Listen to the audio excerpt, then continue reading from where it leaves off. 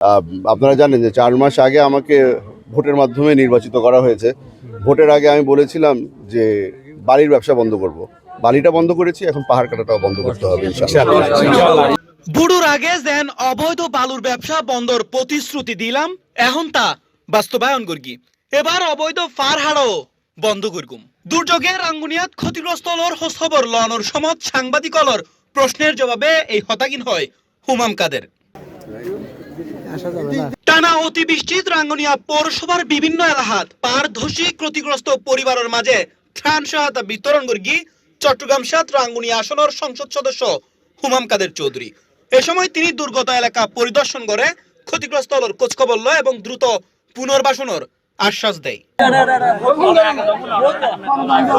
এ সময় সাংবাদিকসকলের লগে হতা হইতু যে তিনি হয় রাঙ্গুনিয়া নয় রাউজান ও ফটিকচুরি সহ আশপাশের এলাকাও ফ্লাশ ফ্লাডর কবলত পড়ি। আগামী কয়েকদিন আরো বৃষ্টির সম্ভাবনা তাইলেও সরকারি কর্মকর্তা ও প্রশাসন সার্বক্ষণিক হাজ গড়ে বলি জানায় তিনি।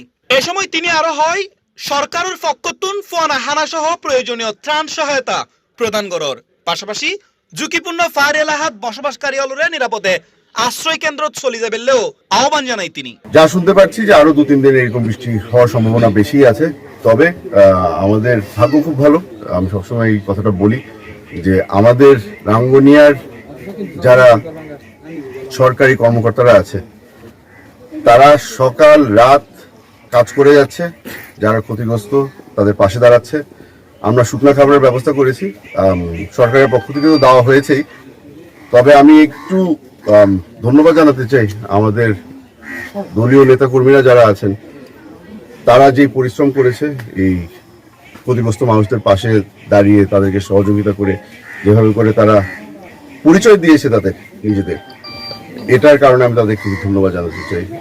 সরকারের পক্ষ থেকে আপনারা জানেন মাননীয় প্রধানমন্ত্রীও এই ব্যাপারে আলাপ করেছে, আমাদের সকলকে ডেকে নিয়ে উনি বলেছেন এভাবে করে কি করা যায় তাকে পরামর্শ দেওয়ার জন্য।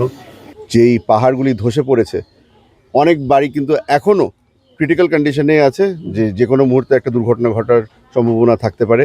সেই কারণে তাদেরকে বলা হচ্ছে যে যেই আশ্রয়ের কমপ্লেক্সগুলি আমরা রেডি করে রেখেছি, আমরা না, আমাদের এখানে ইউনো মহোদয় আছেন, ওনারা ব্যবস্থা নিয়েছেন।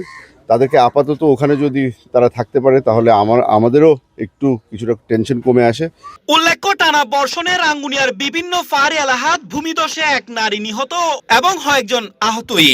ক্ষতিগ্রস্ত পরিবারের পাশে প্রশাসনের পাশাপাশি বিভিন্ন ব্যক্তি ও প্রতিষ্ঠান ত্রাণ কার্যক্রম অব্যাহত রাখি। C plus TV, Chittagong.